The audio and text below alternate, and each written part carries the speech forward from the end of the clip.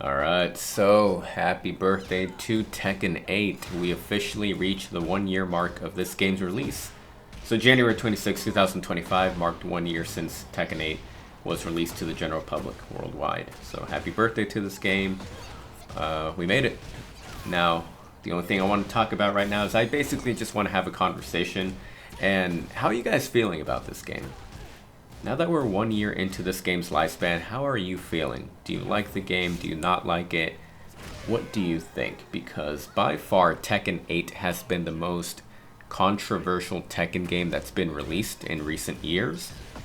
And, people are quick to point out to the new changes that this game made. We're talking about the heat mechanics, chip damage, the focus on this being a more aggressive game than previous Tekken games. These are changes that were made to this game to make it more accessible to newer players, casual players. However, I think that they also did this because they want to make this game more appealing as an esport. Because, we live in a time when esports are huge and fighting games fall very nicely into this genre of esports. So what I've noticed is that there are some players that completely stop playing Tekken 8 because they just don't like the game straight up. I think what's going on here is that I've noticed a lot of the older crowd fall into that group. Because when you think about it, there are many players out there who have been playing Tekken competitively since the first game. We're talking to, people who are older than the players competing right now. They could be their fathers, that's how old they are. And I think a majority of that crowd they're the group that are having trouble adapting to the new mechanics of Tekken 8 or simply just don't want to. And that's why that group has kind of abandoned playing Tekken 8. That's what I've noticed. So to each their own. As for myself personally, I really like Tekken 8. I like Tekken 8 a lot. It's not a perfect game. I do have my problems with the game. I can criticize the game. But I honestly really like Tekken 8, and I think it's my favorite Tekken game in the entire series. Now, I started playing Tekken, so I played every Tekken game casually, but I first discovered the competitive scene with Tekken Tag Tournament 2. That was my first introduction when I discovered that, hey, there are these groups of people that are playing to become the best player that they can be. That's when I discovered the competitive scene. That's when I discovered the mechanics of how in-depth Tekken can actually get. That was during the Tag 2 days. Then, of course, that carried on into Tekken 7. Now here I am with Tekken 8. Having said all of that, Tekken 8 really is the Tekken game that I've enjoyed the most. I think, we're 1 year into the lifespan of this game. I think that honeymoon phase, if you want to put it that way, I think it's over. But I'm actually really enjoying the game a lot. Now, it's interesting because the dislike for Tekken 8 has gotten so bad that some people accuse anyone who has positive things to say about Tekken 8. They accuse them of being on the payroll. Like, what the heck? Like, it's gotten that bad, dude. It's crazy. But kind of going back to my opinions of the game, like I said, I'm having fun with it, but things can be changed in order to make it a better game, more balanced. Chip damage, for example, that is big. I think chip damage is way too strong in this game, and they should be able to tone that down come Season 2 in order to make that a little bit less overwhelming to players. There are some people that talk about how power crushes that are heat engagers, those moves should be unsafe. And I can see the vision on that. I think that is a fair thing to want. If a power crush is a heat engager and it gets blocked, I think it's fair to say that it should be at least punishable on block, like at least jab punishable, -10 or whatever the heck, right? I think what we have here is that now that the first year of Tekken 8 is out of the way, we are officially exiting the experimental phase, because honestly, I think that's what this was.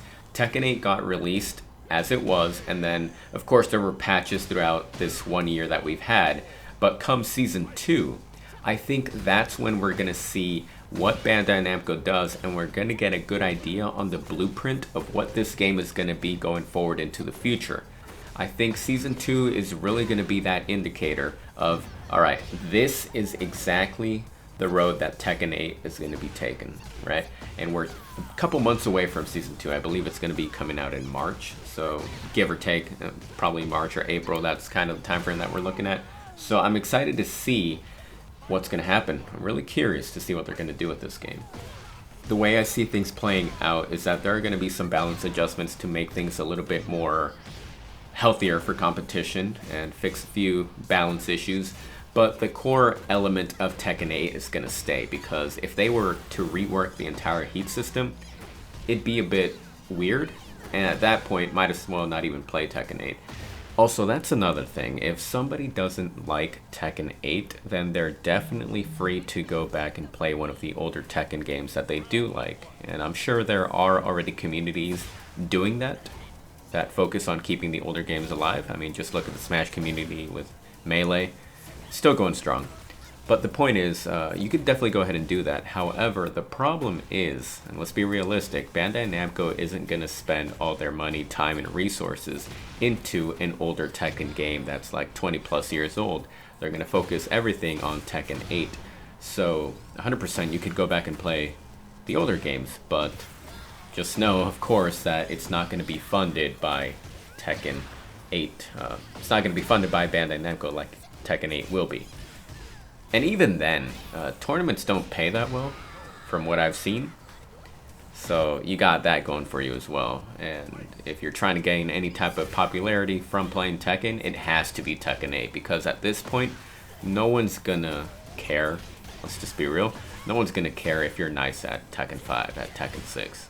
You know what I'm saying? The focus is on Tekken 8 in 2025 and beyond. And like I said, the reason why Tekken 8 is the way it is because Bandai Namco wanted a more attractive game to everybody. Because when you think about it, right? And this is just my opinion, but many people share the same thoughts. Tekken 7 started to get a little bit boring, because when you think about it and you go back and look at a lot of the matches, it was just a bunch of poke, poke, poke, backdash, backdash, backdash, and try to run out the timer, especially on those infinite stages, until eventually someone makes a mistake and you get launched and then you're dead. That was honestly not fun to watch. However, I can see how, if you understand the mechanics of the game, then those matches are tense and very hype. You know, as somebody that knows what's going on, I understand the complexity. However, to someone that isn't in tune with Tekken as a series, those types of games are just, they're just not fun to watch. And I think that's what ultimately led to Bandai Namco doing what they did with Tekken 8. Because they just don't want to see people run away from each other. They want them to engage in that hand-to-hand combat. I forget what tournament it was, but I remember there was a tournament where Harada was in attendance and he was watching, I think it was Grand Finals. I'm pretty sure it was Grand Finals of a tournament. I forget which one. I have to go back and refresh my memory. But I'm pretty sure it was Arslan versus somebody. And the entire match was just backdash, backdash, running away, infinite stage. And he looked so bored, dude.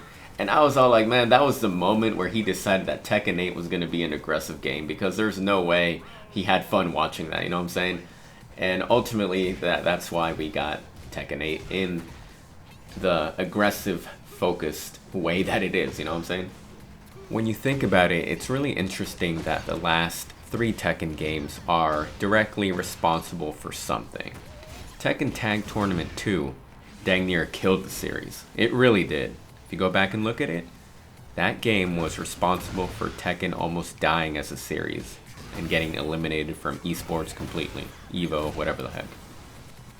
Tekken 7 did a great job at reviving the series, gaining back that love and popularity from the community and introducing a lot of new players into the series. Tekken 8 is continuing to build on what Tekken 7 did by introducing all these new mechanics and make it more accessible to everybody and make it a better spectator game. But in the process of doing so, it's causing a division between the community. It's definitely going to be interesting to see what Tekken 8 does moving forward, and we're so close to seeing what Season 2 is bringing us, so all we can do is wait and see what's up with this game moving forward. Beyond that, I'm going to call it here before I start repeating myself over and over again. Let me know what y'all thought. What do you think about this game?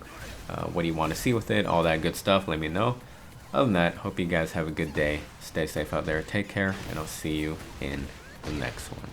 Enjoy the rest of the match.